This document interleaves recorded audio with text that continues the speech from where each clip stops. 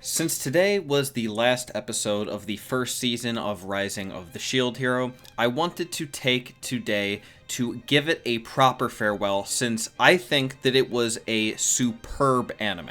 Of course, there are tons of people who see that it's an isekai and it's like, oh, well, it's an isekai, I guess we're out of here, it can't be good, it's just gonna be like all the other trash. First of all, no. Isekai overall isn't generally bad, or at least worse than anything else, and it's not even really a genre in the first place. At best, it's a subgenre.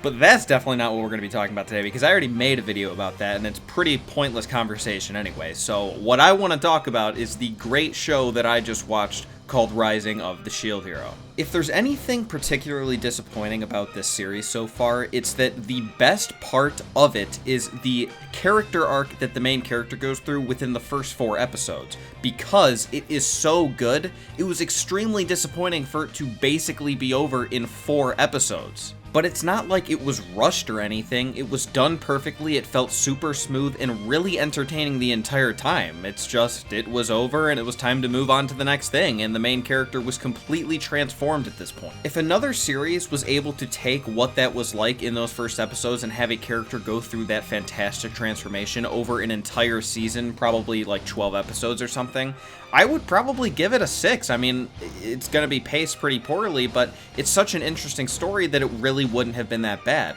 It's really just impressive for this series to have been able to do all of this in such a short period of time. And then we just get to move on to the next thing, enjoy more content. Now, maybe a lot of people don't even know what I'm talking about. They're like, wait, what are you talking about the first 4 episodes? That was like the most boring part of the series so far. Well, okay, let me break down why I think the first 4 episodes, the first arc of the series, was so freaking awesome. So to make a really long story super short, since I would assume if you're watching this video then you've already seen the series, let me break it down for you real quickly. Basically, the main character Naofumi gets teleported from his world to this other world where he is given this really shitty position as the shield hero, so no one really wants to help him, until out of nowhere this super beautiful girl wants to help him, and she calls him Naofumi-sama and super nice to him and everything. She's even flirting with him the whole time, and he thinks everything's going really well.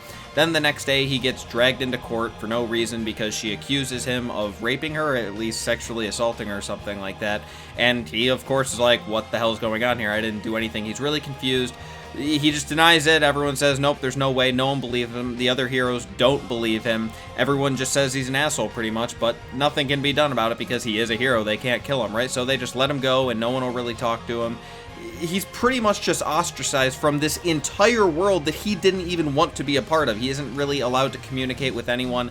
If somebody does, then it's probably for their own good. Now, before I get into the legendariness that is Naofumi's response to this whole situation, I want to really break down how sickening of a position Naofumi has been put in. Besides the fact that he is the shield hero, and while we do kind of end up realizing that's a pretty overpowered ability, it kind of seems really shitty at first. Let's really talk about this whole raping situation. When I was in 4th grade, when we all had like 30 people in a classroom and one teacher all day, every day, my class would every Thursday, I believe, have this thing called class chat, where throughout the week, people would write problems that the class was having on this board that they kind of wanted to be like anonymous about or something, and then we would discuss it as a class. It was a complete waste of time, but it was pretty fun, so that was cool. Now, in my class, there was this particular character who was significantly slower than the rest of us. He was in different classes and even had a hard time really communicating things in general, hard time picking up on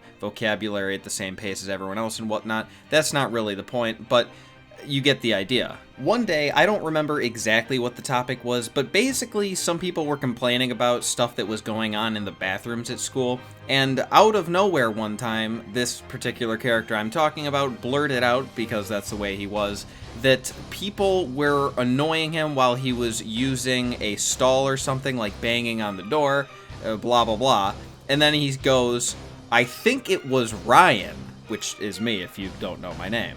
As you can imagine, this was not me, because why would I tell a story where I look like a complete asshole? But yeah, it was not me, of course.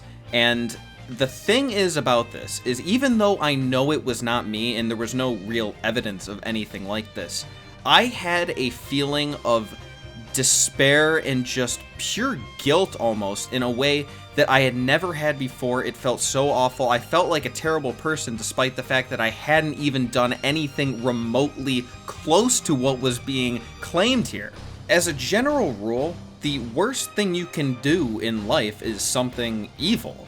And so if you do something evil, that is obviously a bad thing.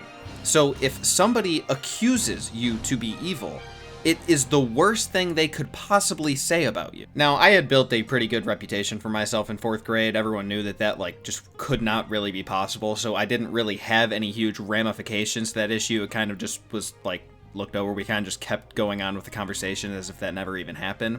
But that's not the point. The point is that without even there being any consequences for me when that happened, I felt absolutely terrible inside for a few moments. Imagine if you take that situation and everyone actually does believe the accuser, and we're not just talking about a small class of 4th graders, we're talking about an entire society that you've been pulled into and you don't even have any friends or know anyone at all. While I can understand the type of emotions that Naofumi would have been feeling at that moment, and throughout the first 4 episodes at least, I can't even pretend to imagine that I can understand the intensity levels that those emotions would be at. So any other person would probably give up on this whole being a hero thing, because what's the point, especially if everyone already hates me and there's absolutely nothing I can do about it.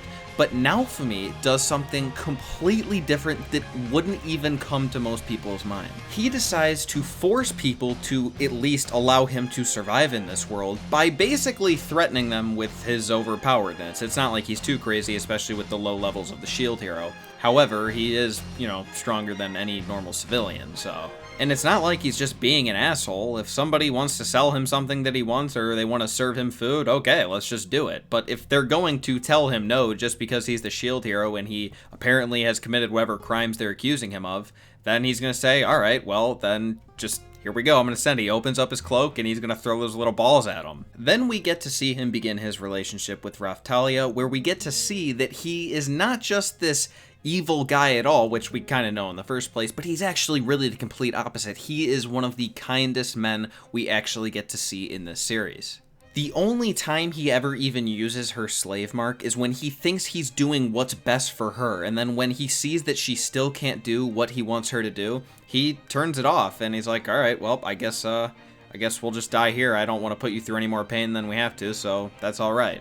But the craziest and most interesting thing about Naofumi during his character arc here is that he actually believes to an extent that he is an evil person, despite knowing that he's never really done anything wrong. You may not think this is true, but is quite clearly displayed in the best part of this arc, which is the climax, when he is defeated by Motoyasu with the intervention of mine. Despite the fact that it is readily apparent by the end of episode 2 that Raphtalia is clearly a comrade of him and wants to actually help him as much as she possibly can, she has completely devoted herself to helping his cause, he doesn't seem to think this at all whatsoever. If anything, he seems to believe that she thinks she is a slave.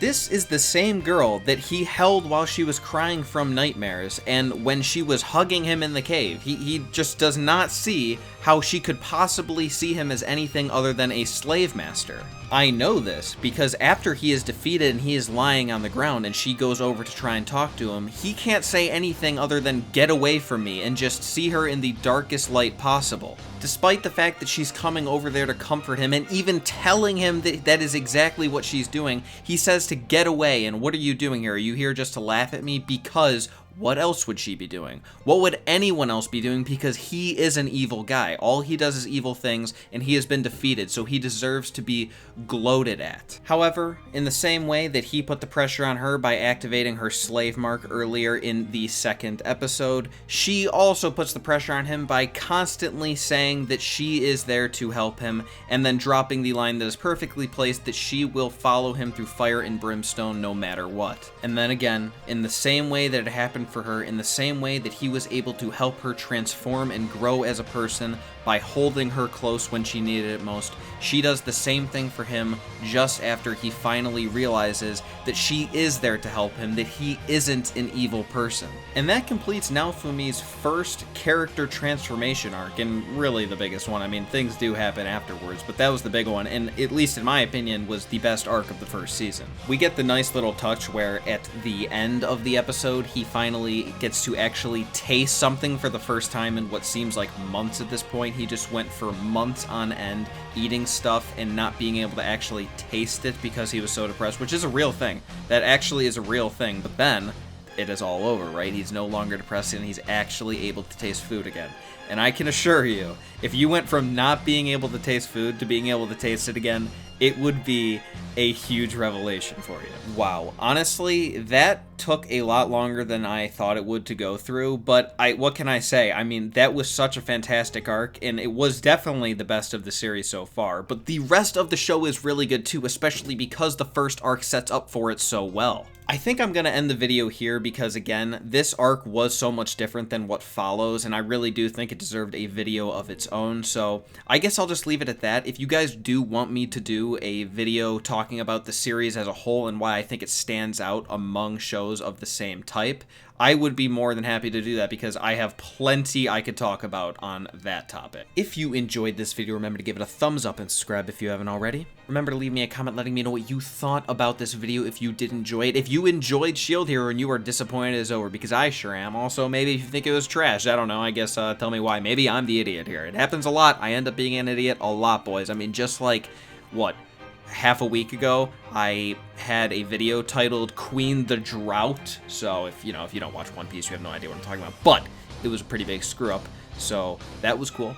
Again, do let me know if you do want that other Shield Hero video. I don't really want to make only one Shield Hero video because it's a really good show and I like talking about it a lot, and I don't really have anyone else to talk to it about. None of my friends have seen it, so, I'd like to continue doing that.